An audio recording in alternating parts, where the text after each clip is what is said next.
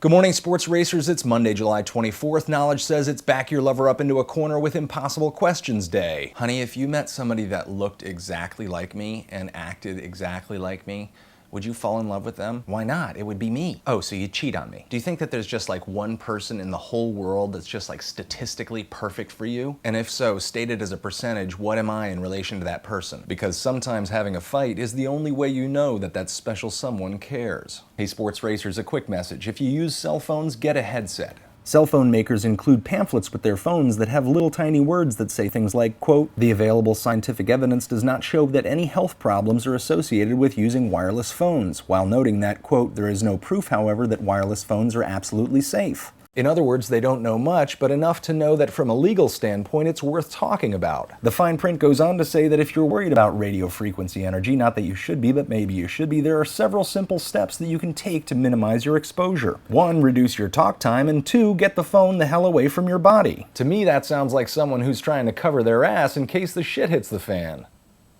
I guess in that scenario, I wouldn't worry about covering my ass. But anyways, in the meantime, I'd rather be sure that you and I are safe, even if it means we all look like dicks. Dirty, dirty science news! Researchers at the University of Twente in the Netherlands have built a device that propels itself by alternatively sucking and blowing and could one day carry drugs to hard-to-reach parts of the human body. What would you name something that gets around by sucking and blowing and delivers drugs?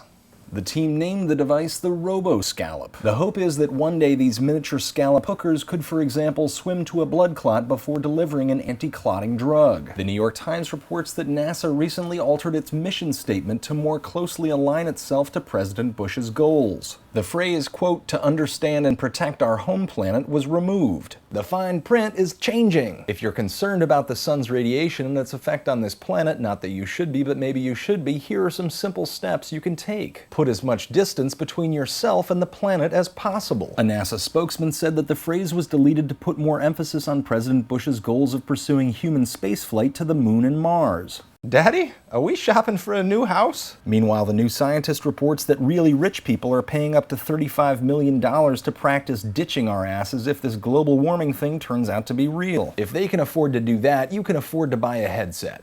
Do it for me. This is Zefrank trying to quit smoking again so you don't have to.